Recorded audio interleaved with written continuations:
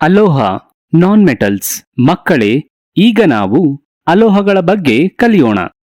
ಅಲೋಹದ ಗುಣಲಕ್ಷಣಗಳು ಲೋಹದ ಗುಣಲಕ್ಷಣಗಳಿಗೆ ವಿರುದ್ಧವಾಗಿರುತ್ತವೆ.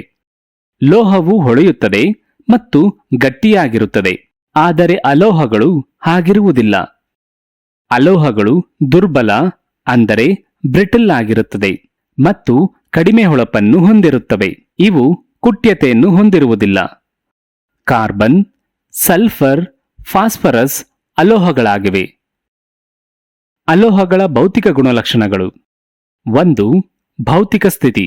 ಘನ, ದ್ರವ ಮತ್ತು ಅನಿಲ ಸ್ಥಿತಿಯನ್ನು ಪರಿಗಣಿಸಿ ಸಾಮಾನ್ಯ ತಾಪಮಾನದಲ್ಲಿ ಈ 3 ಸ್ಥಿತಿಗಳಲ್ಲಿ ಅಲೋಹಗಳು ಕಂಡುಬರುತ್ತವೆ. ಉದಾಹರಣೆಗೆ ಘನವಸ್ತುಗಳು ಕಾರ್ಬನ್, ಸಲ್ಫರ್, ಫಾಸ್ಫರಸ್. ದ್ರವ ಬ್ರೋಮಿನ್.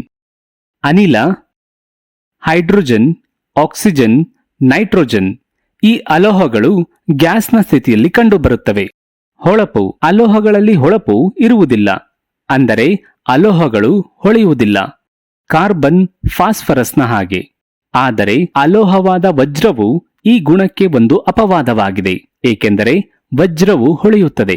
ವಜ್ರವು ಕಾರ್ಬನ್ನಿಂದ ಉಂಟಾಗುತ್ತದೆ. ಅಯೋಡಿನ್ ಕ್ರಿಸ್ಟಲ್ಗಳು ಸಹ ಈ ಗುಣಕ್ಕೆ ಒಂದು ಅಪವಾದವಾಗಿದೆ. ಇವೂ ಸಹ ಹೊಳೆಯುತ್ತವೆ. ಕೆಲವು ಅಲೋಹಗಳು ಬಣ್ಣರಹಿತವಾಗಿವೆ ಮತ್ತು ಕೆಲವು ಅಲೋಹಗಳು ವಿವಿಧ ಬಣ್ಣಗಳಲ್ಲಿ ಕಂಡುಬರುತ್ತವೆ. ಕಾರ್ಬನ್ ರೀತಿ, ಅಂದರೆ ಕಲ್ಲಿದ್ದಲು ಕಪ್ಪು ಬಣ್ಣದ್ದಾಗಿದೆ ಎಂದು ನಮಗೆ ತಿಳಿದಿದೆ. ದುರ್ಬಲತೆ. ಈಗ ನನಗೆ ಹೇಳಿ, ಕಲ್ಲಿದ್ದಲನ್ನು ಸುತ್ತಿಗೆಯಿಂದ ಹೊಡೆದರೆ ಏನಾಗುತ್ತದೆ? ಸರ್, ಕಲ್ಲಿದ್ದಲು ಸಣ್ಣ ಸಣ್ಣ ತುಂಡುಗಳಾಗಿ ಒಡೆಯುತ್ತವೆ.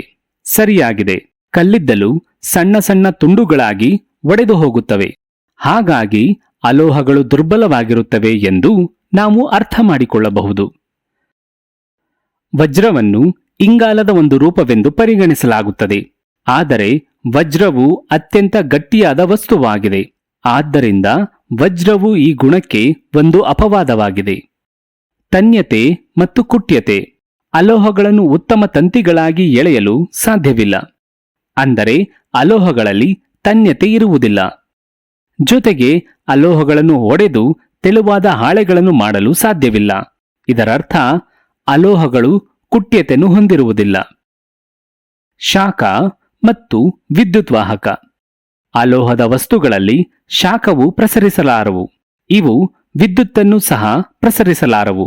ಆದ್ದರಿಂದ ಅಲೋಹಗಳನ್ನು ಶಾಖ ಮತ್ತು ವಿದ್ಯುತ್ ದುರ್ಬಲ ವಾಹಕಗಳು, ಅಂದರೆ ಅವಾಹಕಗಳೆಂದು ಕರೆಯಲಾಗುತ್ತದೆ. ಆದರೆ ಗ್ರಾಫೈಟ್ ಈ ಅಲೋಹವು ಇದಕ್ಕೆ ಒಂದು ಅಪವಾದವಾಗಿದೆ. ಗ್ರಾಫೈಟ್ ಉತ್ತಮ ವಿದ್ಯುದ್ವಾಹಕವಾಗಿದೆ. ಸಾಂದ್ರತೆ. ಅಲೋಹದ ಸಾಂದ್ರತೆಯು ತುಂಬಾ ಕಡಿಮೆ ಇರುತ್ತದೆ. ಕರಗುವ ಬಿಂದು ಮತ್ತು ಕುದಿಬಿಂದು. ಅಲೋಹಗಳ ಕರಗುವ ಬಿಂದುಗಳು ಮತ್ತು ಕುದಿಬಿಂದುಗಳು ತುಂಬಾ ಕಡಿಮೆ ಇರುತ್ತದೆ. ಆದರೆ ಘನ ಸ್ಥಿತಿಯಲ್ಲಿ ಅಲೋಹವಾದ ಕಾರ್ಬನ್ ಮತ್ತು ಬೋರಾನ್ ಇದಕ್ಕೆ ಹೊರತಾಗಿವೆ. ಈ ಅಲೋಹಗಳು ಹೆಚ್ಚಿನ ತಾಪಮಾನದಲ್ಲಿ ಮಾತ್ರ ಕರಗುತ್ತವೆ. ಅಲೋಹಗಳ ಗುಣಲಕ್ಷಣಗಳು ಈ ರೀತಿಯಂತಿವೆ.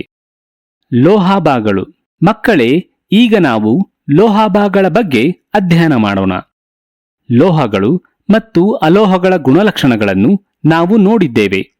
ಆದಾಗ್ಯೂ ಲೋಹಗಳು ಮತ್ತು ಅಲೋಹಗಳ ಎರಡರ ನಡುವಿನ ಕೆಲವು ಗುಣಲಕ್ಷಣಗಳನ್ನು ತೋರಿಸುವ ಕೆಲವು ಧಾತುಗಳೂ ಇವೆ. ಇಂತಹ ಧಾತುಗಳನ್ನು ಲೋಹಾಭ ಎಂದು ಕರೆಯಲಾಗುತ್ತದೆ. ಉದಾಹರಣೆಗೆ ಆರ್ಸೆನಿಕ್, ಸಿಲಿಕಾನ್, ಜರ್ಮೇನಿಯಂ, ಆಂಟಿಮೋನಿ.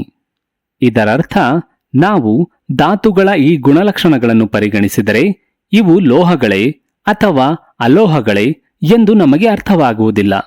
ಆದ್ದರಿಂದ ಇಂತಹ ಧಾತುಗಳನ್ನು ಲೋಹಾಭಾಗಗಳು, ಅಂದರೆ ಮೆಟಲಾಯ್ಡ್ಸ್ ಎಂದು ಕರೆಯಲಾಗುತ್ತದೆ.